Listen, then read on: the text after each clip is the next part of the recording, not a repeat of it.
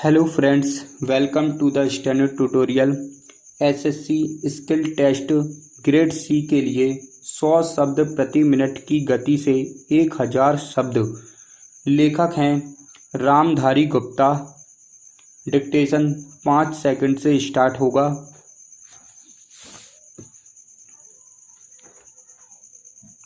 Yes, start. महोदय, बच्चों को जो ज्ञान प्राप्त हो वह अनुभव से प्राप्त हो, ना कि केवल स्मरण शक्ति पर आश्रित रहकर रटाई द्वारा। उन्होंने सोचा था और उच्चतम शिक्षा शास्त्रियों का भी यही विचार है कि इस प्रकार से प्राप्त ज्ञान बच्चों में जागरूकता, कार्यकुशलता, स्वतंत्र भावना पैदा करता है, जो इस जीवन के संग्राम में बहुत सहायक हो सकता है। दूसरा मौलिक विचार उनका यह था कि इस प्रकार की शिक्षा इस देश के लिए अनुकूल ही नहीं बल्कि अनिवार्य है। बच्चों से जो कुछ भी काम कराया जाए वह उत्पादक काम हो और उससे जो कुछ भी पैदा हो उससे शिक्षा का व्यय यदि पूरा पूरा नहीं तो अधिकांश निकल सके, क्योंकि यदि शिक्षा का व्यय दूसरे प्रकार से निकालने का प्रयत्न किया जाएगा तो वह बोझ इतना बड़ा होगा कि शिक्षा सार्वजनिक नहीं बन सकेगी। पिछले वर्षों में जो कुछ भी विचार किया गया था या प्रयोग करके देखा गया, उससे जहाँ तक मैं समझता हूँ वही निष्कर्ष निकाला जा सकता है जो पहले सम्मेलन में हुई बहस से निकाला जा सकता था। हमारे शिक्षा शास्त्रियों ने इस पद्धति की अनुकूलता और श्रेष्ठता तो मान ली थी, पर उनकी दृष्टि में इसके द्वारा शिक्षा का व्यय निकालना संभव ही नहीं, अनुचित भी था। प्रयोग से देखा गया है कि इस पद्धति की उपयोगिता है और इससे पूरा नहीं तो अधिकांश व्यय निकाला जा सकता है। यह मैं प्राथमिक और माध्यमिक शिक्षा के संबंध में कह रहा हूँ। Paragraph change.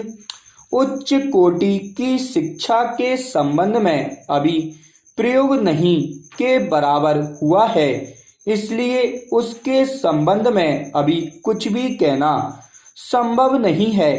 इतना होते हुए भी हम देखते हैं कि इस पद्धति को उतना प्रोत्साहन नहीं मिला और न इसका उतना प्रचार ही हुआ जितना होना चाहिए था और जितना स्वराज्य प्राप्ति के बाद हम कर सकते थे।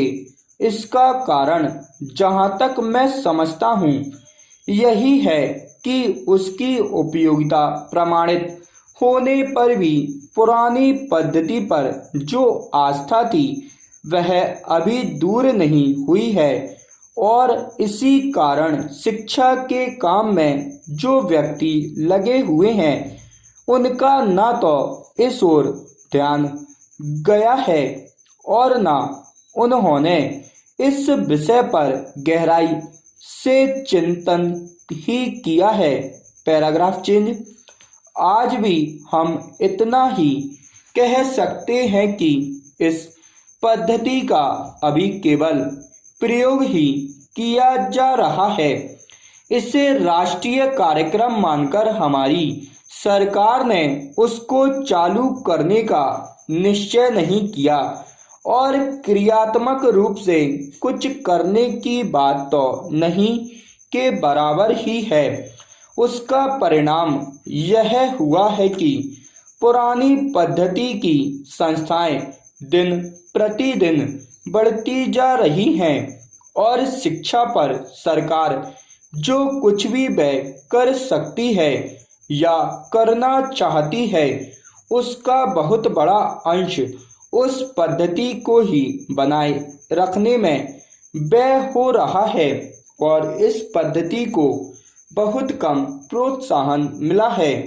मेरा अपना विश्वास है कि शिक्षा में मौलिक परिवर्तन अवश्य किया जाएगा। Paragraph change.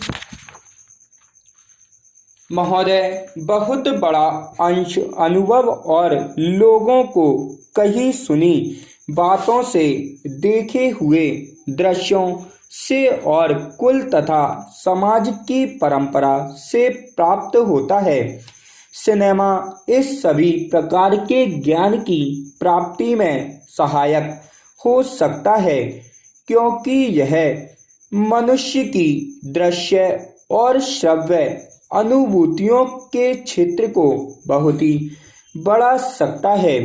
यह एक साधारण सी बात है जिसे सभी जानते हैं कि केवल सुनी सुनाई बात की अपेक्षा हम पर देखे हुए दृश्य का प्रभाव अधिक पड़ता है, और हम यदि सिनेमा द्वारा किसी चीज को देख लेते हैं तो उसका उतना फल तो नहीं होता जितना स्वयं आँखों द्वारा देखने से मिलता है।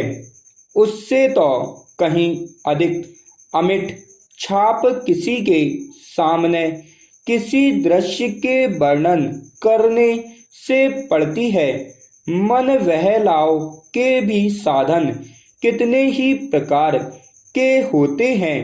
कुछ तो ऐसे हैं जो मन बहलाव के साथ साथ शिक्षाप्रद भी होते हैं, और इसके विपरीत बुरे संस्कारों का साधन बन जाते हैं।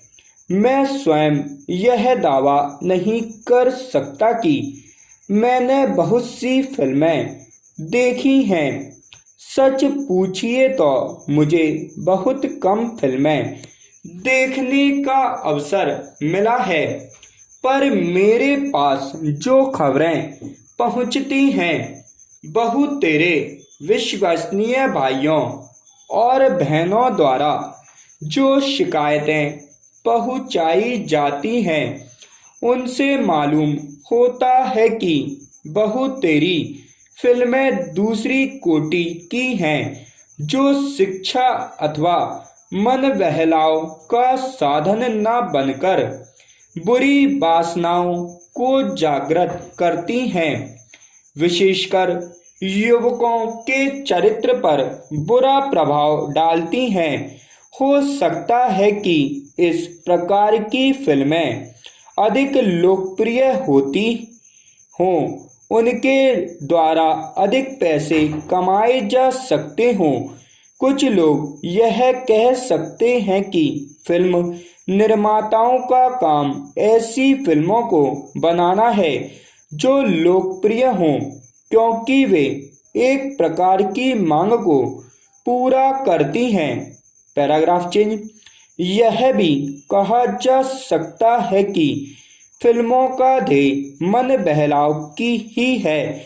उसको तो तभी सफल मानना चाहिए जब फिल्में उन लोगों का मन बहला सकें जिन लोगों के लिए बनाई गई हों। ये सब बातें बहस के रूप में कही जा सकती हैं, पर मैं चाहूँगा कि कोई भी सिनेमा हो अथवा फिल्म के बनाने वाले हों, वे यदि अपना कर्तव्य समाज सेवा समझते हैं, और उन्हें ऐसा समझना भी चाहिए, तो उन सब के लिए ये सब बातें यदि आग्रह नहीं तो गौण अवश्य हैं, और उनका मुख्य उद्देश्य तो सेवा ही होना चाहिए। Paragraph change. सेवा तभी तक रहती है जब तक वह सेव्य का हित करे, ना कि उसे गिराए।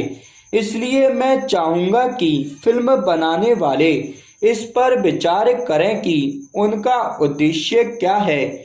उद्देश्य सेवा ही होना चाहिए, और सेवा के साथ साथ यदि धनोपार्जन भी हो जाए तो निर्दोष है। यदि धनोपार्जन ही उद्देश्य हो और सेवा न हो तो वह अग्राह्य होना चाहिए। यदि मनुष्य अपने स्वार्थवश कुछ ऐसा काम करता है तो उसके व्यक्तिगत लाभ के लिए तो ठीक हो, पर जिससे समाज को हानि पहुंचती हो तो उसे रोकना पड़ता है। स्टॉप।